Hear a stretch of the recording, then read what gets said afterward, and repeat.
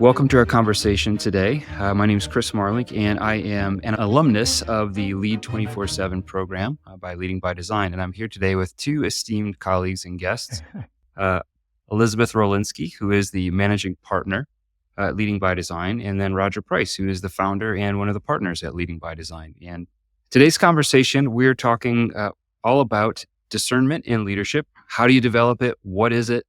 And how do you grow in this area? Because as leaders, decision making is a big part of the job, a big part of our responsibility, and it's like a large lever that we turn that can have significant consequences. And so this is kind of a part two of a conversation that was started on our blog last month, where I pitched this idea that there's two kind of archetypes in decision making. One I call the Bulldog, little video of a bulldog there pulling its owner by the leash. And the idea is with the bulldog, when you come up against a decision or a new challenge, you clamp down and you grit your way through it, and you're going to see the project or the thing through, kind of come hell or high water. And then there's also the water, which is an archetype which says, if the resistance is happening, well, that's a good indication that something's not working, and you should flow around it, go where the energy is. So these are both very sort of crude instruments, archetypes. They leave a lot of nuance out. And as I said in the post, obviously every leader has to have a little bit of both. I was getting some pushback from another colleague who said, I think you're missing a lot. And I said, yeah, but which one do you lean? And he's like, oh, I'm definitely water. I'm like, aha. So as crude as it is, we can all probably, peg ourselves somewhere on that spectrum. And I definitely fall more in the bulldog category of like, oh, I got an idea and I'm going to do this. So I'm curious for you two, maybe as we jump in, like how do you perceive yourself on that spectrum of bulldog to water? Go ahead, Elizabeth. I'm water, so you get to go first. Okay. I think it's situational for me. I think if I really bought into the why, get the value equation, and I'm somewhere tasked with making this happen, for the team or for the organization or whatever, I think I can be the bulldog on it. Okay. Sometimes we're all a part of something that's like, boy, the team wants this, we'll do this. I don't know if I bought completely into the value equation of it. I probably tend to be a little bit more of the water. Okay. Situational dependent. And Rodger, you said water. That came easy to you. Why is that? Well, I think my nature is water, but I hope that I'm situational because there's times when a situation calls for bulldog, and I hopefully think, okay, this makes me uncomfortable, but we need to make the decision and then live in it. Most of the time, I at least want to think through, what does this situation call for? Should I be that bulldog or that high D move, and then, we'll paint the target around the arrow? Or should we actually look for a target and figure out how to aim an arrow? And so, but my nature is, I've used the joke many times that I can put the pro in procrastination. So some of it is just pure procrastination, but sometimes it is wisdom to not act right away. So it is situation. Yeah. I want to poke at something and get both of you to kind of a reaction a little bit, is that I'm curious how you think about kind of a very Western mind or Western approach, logic-based, because you're both engineers, right, by training. You've been in that space. Western approach, which says, I come up against a challenge or a problem, and I'm going to think my way through it. I'm going to logic this to its conclusion and, come up with a plan and work the plan. A little bit more of an Eastern mind approach would say, I'm going to examine the problem and I'm going to intuit my way through it. And essentially, lead a little bit or make more decisions from the gut. And I think there's ways we can tie ourselves up in knots if we'd have a purely kind of Western approach. And there's also probably ways that we can go horribly wrong if we're just kind of leading from a feelings-based kind of gut level standpoint. So I'm curious how the two of you think about kind of both of those sort of Eastern, Western mind approaches. Okay. Well, let me be a little Eastern and I'll go first, Elizabeth, rather than sticking with our order. Early in my life, I was much more plan your work and work your plan, no matter, very Western. I became a Christian at 39, and we Christians have some Eastern stuff in us, at least many of us. If you believe in the Holy Spirit, which I do, it's like, ooh, that's not such a logic-based thing. That's more of a mystery and maybe Eastern-based kind of way of doing things. And so I've tried to, any important decision where I have time, certainly prayer, and try to be open to what might I be missing because I'm so blinded by my thinking patterns. And so one of the bigger decisions I made in my life was about a job. Should I move from this job to that job that people have said they were interested in me for. So I did the great Western thing, right? I laid out all the things I want in a job and I weighted them and I rated them and all things and ran through all the numbers and came down to one number for my current job and another number for the other job. And the number said I should change. But my gut said, I don't know why my numbers didn't reflect this accurately, but this has helped me realize I should not change. And my last example of that was I heard that Freud one time had a big decision to make. Who knows if this is true, but someone caught him flipping a coin. And they said, oh my goodness, the great Freud is flipping a coin to make a decision. He goes, no, not really. But as it's falling, my gut tells me what I want, heads or tails. And so I believe there has to be this balance of think through it, but don't fall in love with only thinking. There's also, you can call it intuition, you can call it, God's speaking to you, or I've heard a lot of people lately talking about the universe told them this. I think, okay, I've studied the universe. That's pretty interesting. But anyway, we all have our ways that we understand the mystery of our lives. So thanks for letting me go first, Lynn, or allowing me to go first. That was so well said. I'm going to struggle with my response on it. And I think I probably respond a little different after listening to you, because I think if something is impacting my family, my life, how I serve and show up in the world, I might be a little more towards the emotional and prayerful side of it. If it's a work thing and there's a chance to gather numbers, I'm going to gather the numbers. On the DISC profile, I am pretty high on C, and I've just always been wired that way. And I think my team always knew it too. As I led, they didn't come to me with an emotional pitch on something. They came with here's the numbers that we crunched and how this is going to play out, and that I could follow, and that I could feel like I could trust and get my arms around. So I think just the way I'm wired leads me more to a kind of work decision. If it's an IT thing, an ERP system, if it's something more concrete that I don't, isn't going to be impacting humans so much as our systems. Yeah. I'm definitely going to try to go more towards, let's lay out all the pros and cons, do some statistical analysis and go with it. Yeah, more analytical. Okay. And I want to add a little bit more. Of course, again, you have two of us, and Chris, maybe I should turn it on you in a moment and go, so how do you do this? But from a leadership standpoint, buy-in is huge, I believe. Now, maybe to a Bulldog, it's not. It's like, well, if you don't like it, get out of here. Or if you don't like it, so what? You will like it a year from now or whatever. Right. But I, as much as possible, like to build buy-in, and it's for me, it's easier to justify what we're doing when I have the numbers and when I have the logic and but sometimes you have to just say, hey, I'm asking for you to trust me. Now, if we haven't built a great relationship and our alums all know, hey, this is huge, then people aren't going to say, no, I'm not going to trust you. But hopefully you have both. Where they will follow Elizabeth because of who she's been to them in the past and how she's succeeded in the past. But it sure is easier to sell it, for me anyway, when there's numbers and logic to say, here's why I'm saying let's go to A rather than B. So right. So this points at this idea of being a leader worth following and developing trust with the people that you're serving or you're leading, in order that they can say, you know what? I'm gonna go with Rodger on this one. Or I'm gonna go with Elizabeth. I think they're onto something here, even if maybe analytically the numbers don't demonstrate that it's going to be a raging success right out of the gate. So as the strongest of us three in the Bulldog category, what kind of insights would you share, Chris?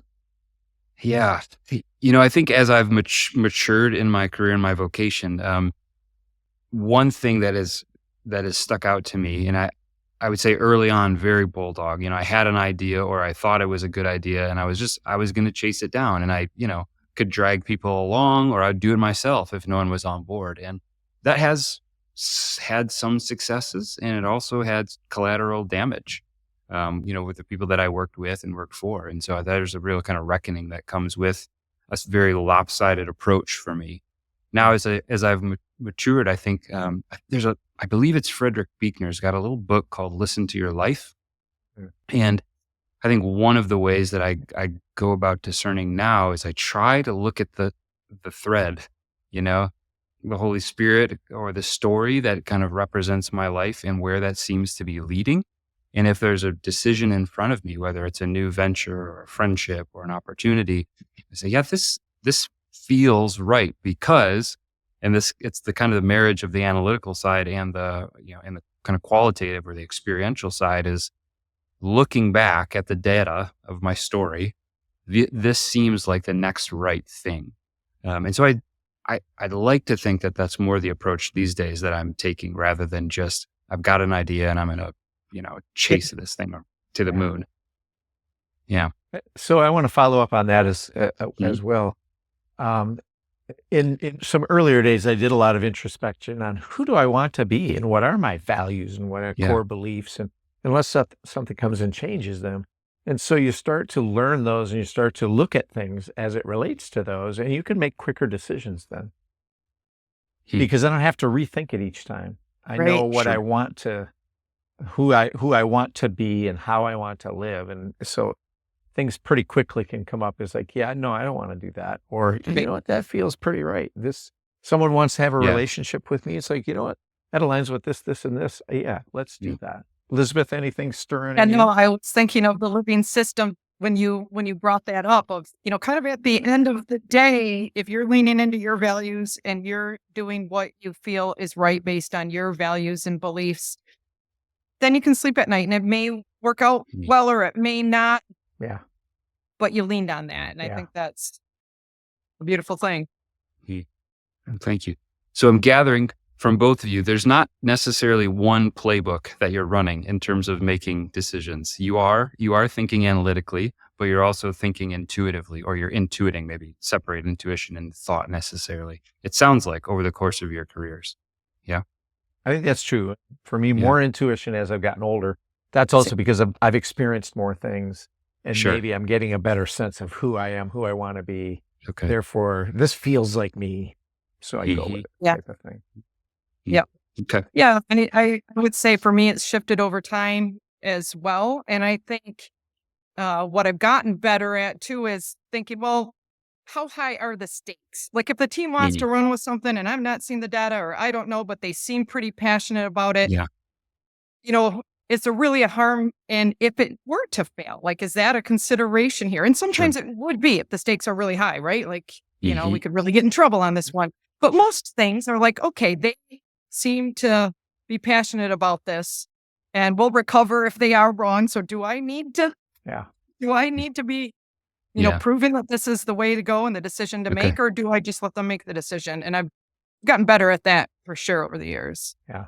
And an okay decision with incredible ownership will always outperform a great decision with poor ownership. Yes. And so, you let them, I love that, Elizabeth. If you can, let them make the call and then they've got that ownership to it. So, okay. Yeah. And if nothing else, it kind of goes full circle when we talk about you learn from the failures. If nothing else, we're all going to learn from it and grow and come up with the next idea. And, so something good will come out of it. Okay.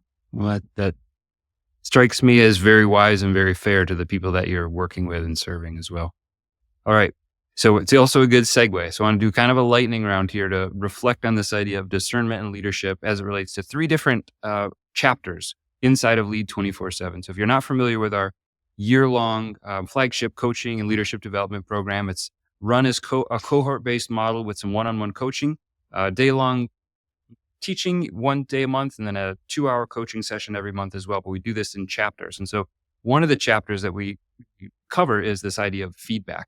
And so and as leaders, we all have blind spots, right? We don't know things about ourselves that are amazing, and we don't know things about ourselves that are actually voids and potentially pitfalls for us.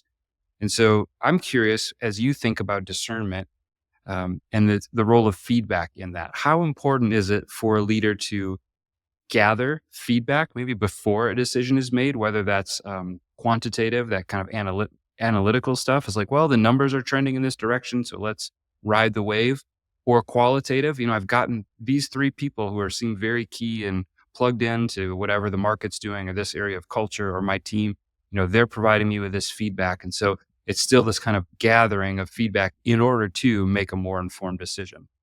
Is that important? Is that a delay tactic? Or can it be both? I'm just curious how you think about that. Go ahead, Elizabeth. I suppose one could turn into the other if you, Okay. let it go endlessly.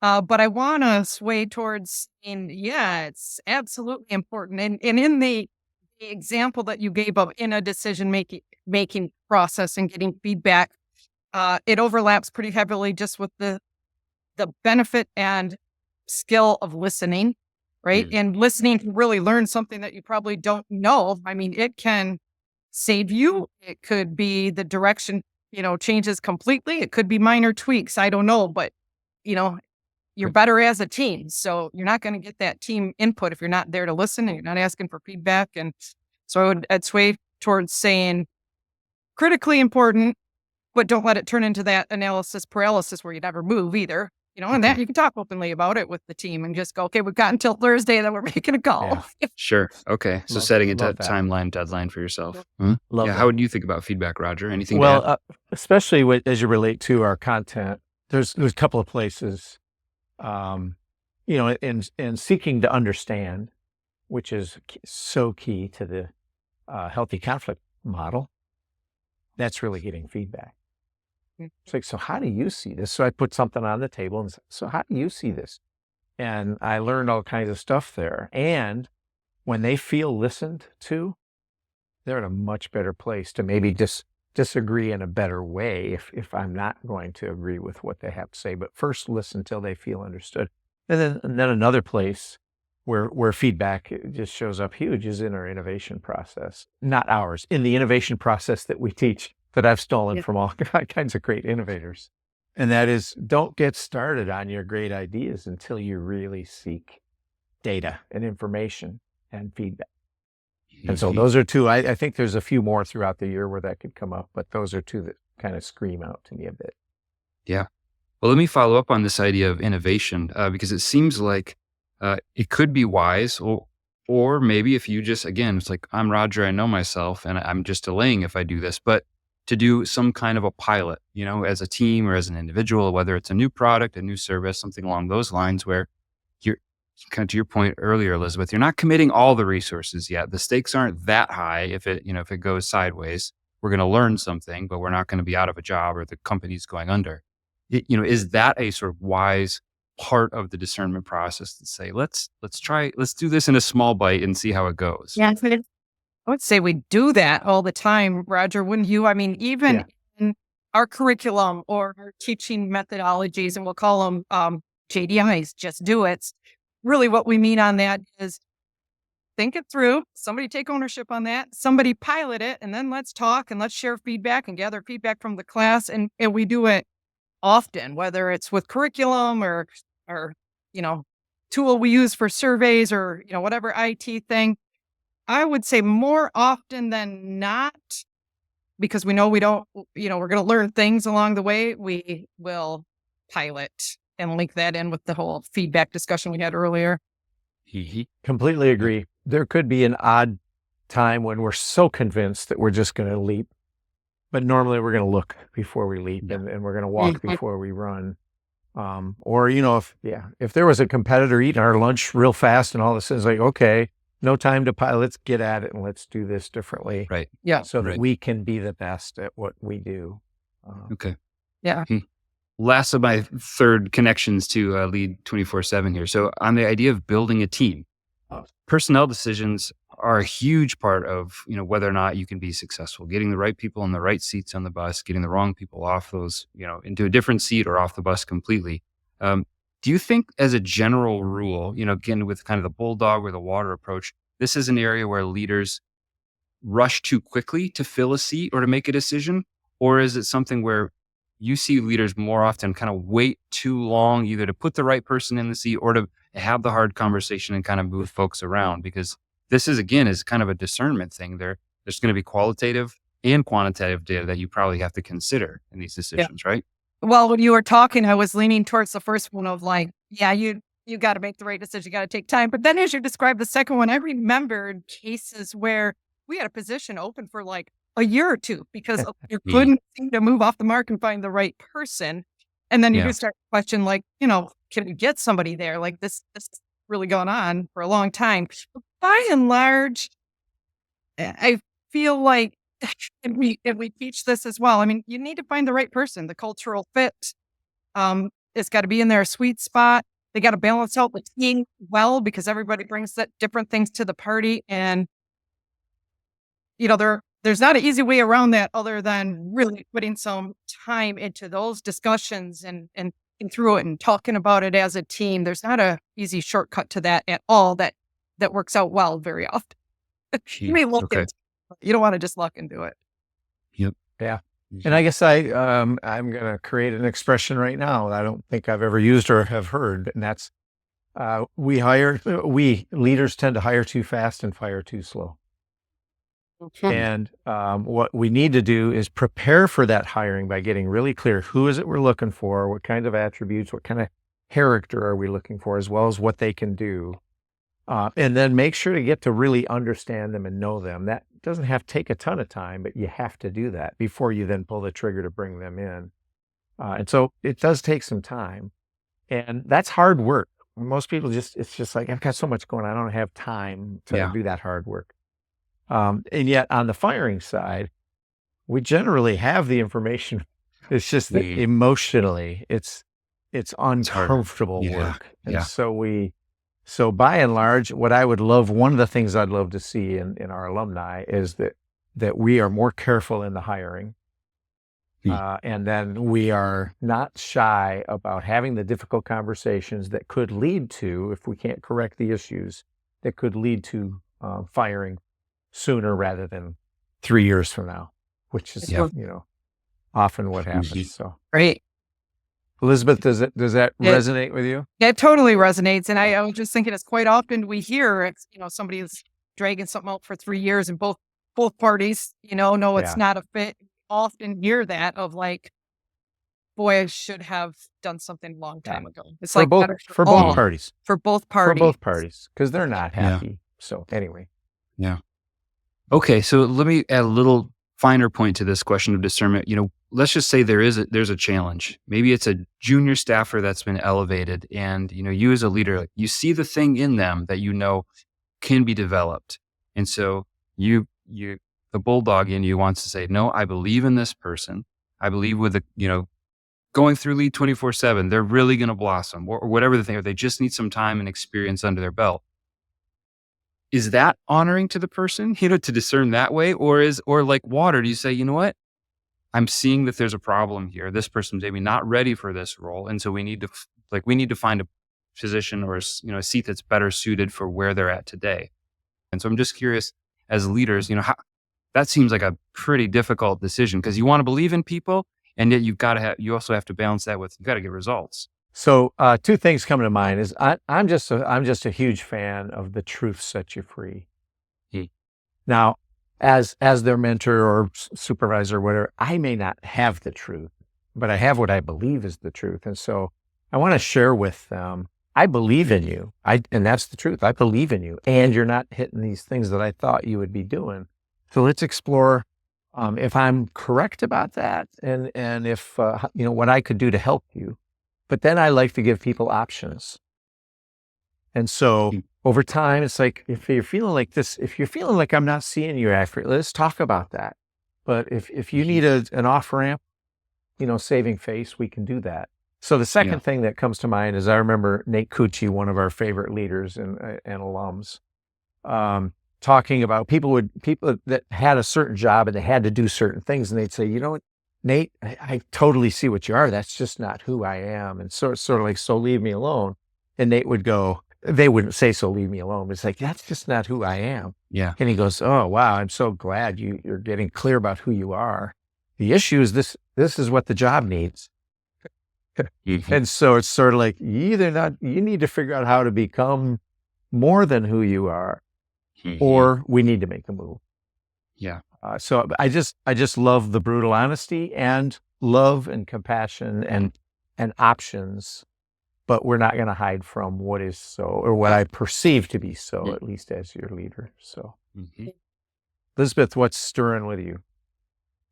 It definitely, resonated with me. And same time, I was thinking about the graph that we show in class when we talk about development from the Center of Creative Leadership.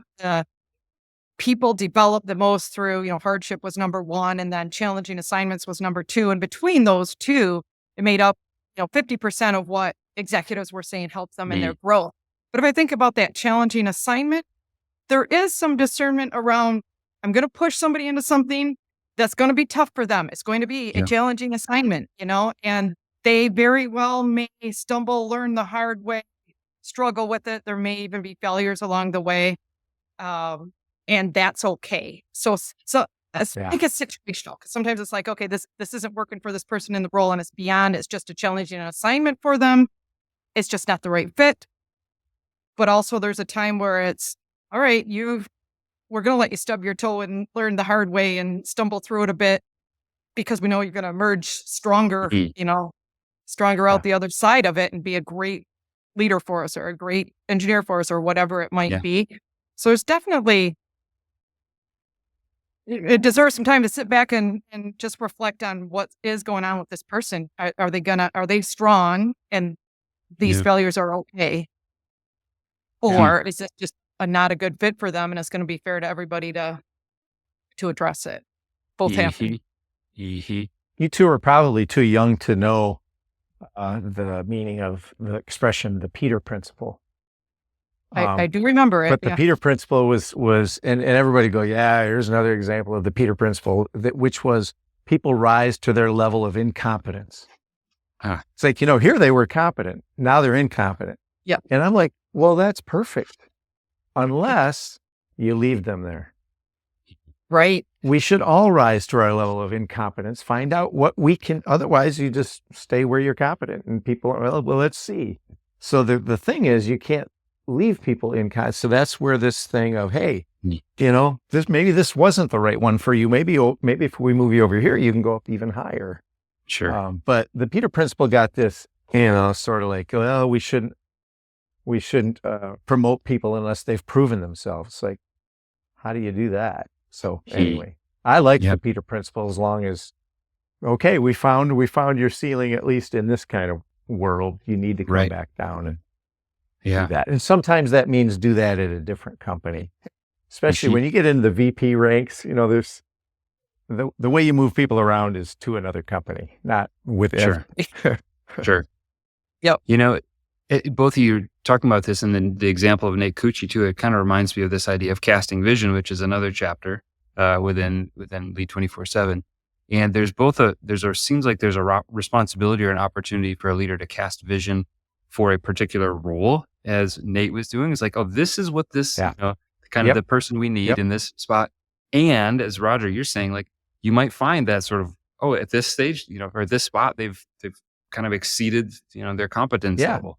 And so there's a need to cast vision for that person as well. As like, oh, you've got this great skill set, and here's a void or a missing piece that, there's probably some ways that you can grow in this area, and maybe this is a pathway. So seems like there's a responsibility and opportunity to cast vision for both the role and the person themselves, call something forth out of them. So true. Yep. Okay. Well, this is really fun. And I don't know in my mind yet that we've like put our thumb on, this is what discernment means and this is the path. I don't think it's, it was probably never that clear. It's not that easy. No. But I could have given you an answer, and then as a bulldog, just stuck to that answer. That's right. The answer. We're sticking. That's right. Well, I'm glad you didn't. This made it more interesting. Okay. All right. Despite my bulldog tendencies, I think this was the better path. So before we wrap up here, I want to give each of you just an opportunity. If there's anything else that you wanted to share relative to discernment, by way of encouragement for our alumni or other folks who may be listening as they think about making decisions in their own life or their the teams they lead and the companies they serve. Just wanted to give you that opportunity. It started. I think each of us said it at some point of like, it was a little more like this in my career. And now I think of it a little more, changed a little bit. And I think that's probably true of everybody is you discern differently over time because you're learning and learning and learning. And I think getting grounded in, values and what's really important to you. And so I think for anybody who might be struggling through it, I'm stealing this from where Rodger was leading us earlier of, if you lean into your values, take time to listen and understand, the discernment happens. Okay. Yeah. Thank you. So I would go to the do know be tree. And again, some people who listen to this might not know what I'm talking about, but we start our year-long thing with this understanding. So who am I? And the core of the do, know, be, who do I be, is these two aspects of what do I believe about the world? Should I be a bulldog? Because I believe that's the way you're gonna have a more successful life, whatever success means. And then what do I value? What's more important to me? And so I think the more you get to know yourself, the better you're going to know when to be a bulldog and when to be water, or to be bull water. Right. I mean, sometimes I'll bet there's ways you're doing both. Yep. Yeah. Where you're saying, hey, we are not going to not do this. Now, how are we going to do it? And then I go into listening mode and water mode. It's like, but we are not going to. And so maybe there's a hybrid of these two winding around each other. Maybe we shouldn't call it bull water though. Maybe not. Too late. Maybe not. Yeah. Good.